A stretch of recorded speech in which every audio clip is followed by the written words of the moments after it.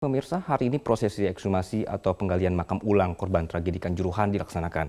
Ekshumasi ini dianggap perlu dilakukan untuk melengkapi data apa penyebab kematian dari para korban tragedi Kanjuruhan. Kami ajak Anda untuk melihat perkembangan kasus ini selengkapnya. Dan kita akan merunut kembali fakta-fakta dalam kasus ini, pemirsa, dari hasil laporan TGIPF atau Tim Gabungan Independen Mencari Fakta yang sengaja dibentuk untuk mengusut kasus ini. Pada tanggal 14 Oktober, tim memberikan laporan ke Presiden bahwa tragedi Kanjuruhan menyebabkan lebih dari 700 orang menjadi korban. 132 orang meninggal dunia, 96 luka berat, dan lebih dari 400 orang luka sedang yang sebagian bisa saja mengalami dampak jangka panjang.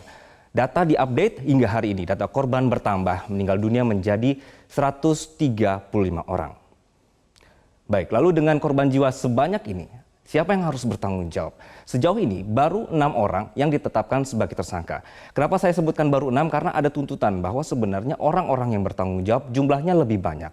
Nah, untuk 6 orang yang ditetapkan sebagai tersangka adalah Kepala Satuan Samapta Polres Malang AKP Bambang Sidik Ahmad, lalu ada Komandan Kompi Brimob Polda Jawa Timur AKB Hasdarman, ada juga Kepala Bagian Operasional Polres Malang Kompol Wahyu Setio Pranoto juga sebagai tersangka, lalu Direktur PT Liga Indonesia Baru Ahmad Hadian Lukita, kemudian ada juga Ketua Panitia Pelaksana Pertandingan Abdul Haris dan Security Officer Suko Sutrisno. 6 orang ini sudah ditahan, pemirsa, di Mapolda Jawa Timur. Nah, kenapa begitu bisa banyak sekali orang menjadi korban jiwa? Apa penyebabnya? Nah, polisi sempat menyebut bahwa bukan gas air mata. Namun faktanya menurut Koalisi Masyarakat Sipil dan juga Komnas HAM sudah pasti penyebab kematiannya adalah gas air mata. Penggunaan gas air mata berlebihan ini menimbulkan kepanikan. Penonton berebut keluar dan berdesak-desakan dengan mata sakit, dada sesak, dan juga sulit bernafas. Komnas HAM menyatakan setidaknya ada 45 tembakan gas air mata yang dilontarkan polisi saat kejadian. Jadi dari analisis video-video yang direkam, kemudian juga sudah ada laporan-laporan yang dikumpulkan bahwa ada 45 tembakan gas air mata, 27 tembakan, dan 18 suara tembakan juga. Nah, pada kesempatan pertama ada 11 kali gas air mata yang ditembakkan dalam waktu sekitar 9 detik, pemirsa. Lalu rentang waktu antara jam 10 malam lewat 11 menit hingga 22.15 ada 20 kali, maksud kami 24 kali tembakan. Kita simak penjelasan dari Komnas HAM berikut. Komnas HAM memiliki bukti yang kuat bahwa ada tembakan gas air mata, ada tembakan gas air mata juga ke tribun. Bahkan ke titik-titik krusial yang mengakibatkan banyak jatuhnya korban. Oleh karenanya kami sampai saat ini meyakini dan menyimpulkan bahwa gas air mata adalah faktor utama jatuhnya banyak korban. Penyebab utama jatuhnya banyak korban. Jadi siapapun pihak yang mengatakan bahwa nggak ada gas air mata yang ditembakkan ke tribun dan lain sebagainya, dokumen banyak. Bahkan tidak hanya dimiliki oleh Komnas HAM. Dari pernyataan tadi, pemirsa, bahwa akhirnya dibutuhkanlah data tambahan. Ini akan menjawab kenapa harus ekshumasi yang dilaksanakan hari ini. Nah, prosesi ini diperlukan untuk mendapatkan keterangan tambahan, untuk membuat perkara lebih jelas. Diperlukan data tambahan untuk identifikasi ulang, kemudian juga penjelasan tambahan kelainan, dan memperkirakan cara kematian atau bentuk kematian.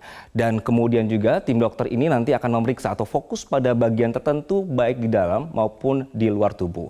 Lalu kemudian nanti hasilnya, pemirsa, dibawa ke lab untuk diteliti lebih lanjut.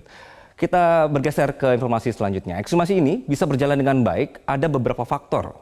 Misalnya, sudah berapa lama waktu sejak jenazah ini dimakamkan hingga makam digali ulang. Nah, informasi di sini adalah setelah tadi waktu jenazah ini lama atau tidak, ini juga berpengaruh. Ada faktor cuaca juga, kondisi tanah juga. Apakah tanah ini berpengaruh ketika nanti hujan mempengaruhi ruang ketika jenazah itu diangkat, atau juga kualitas dari fisik dari jenazah itu juga ini bergantung pada faktor cuaca dan kondisi tanah. Kemudian juga ada tingkat fisiologis dari jenazah itu sendiri. Sudah berapa lama, apakah sudah rusak? Nah, ini juga menjadi pertimbangan. Dan kita berharap memang hari ini ekshumasi dan juga otopsi ini berjalan dengan lancar. Lalu ekshumasi hari ini tentu bertujuan untuk mencari data untuk penyelidikan.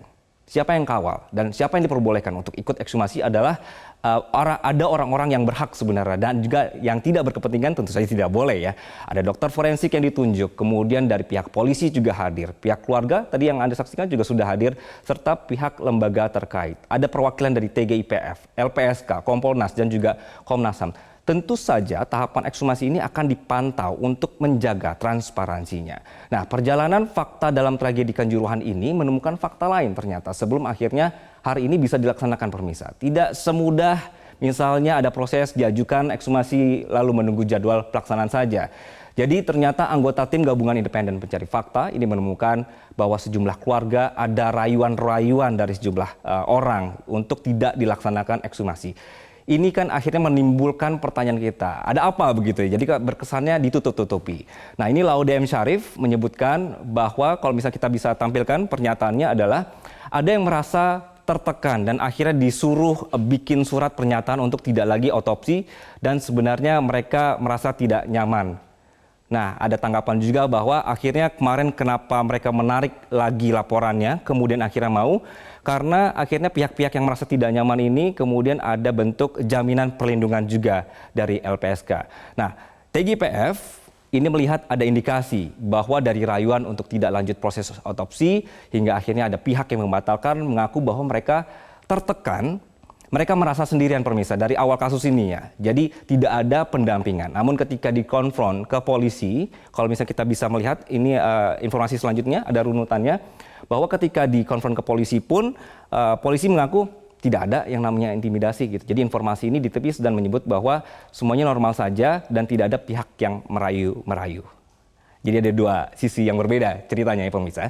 Jadi hasil ekshumasi ini bisa memakan cukup lama. Hasilnya hingga akhirnya dirilis. Sudah sepatutnya kita kawal terus pengusutan tragedi Kanjuruhan ini karena korban butuh keadilan.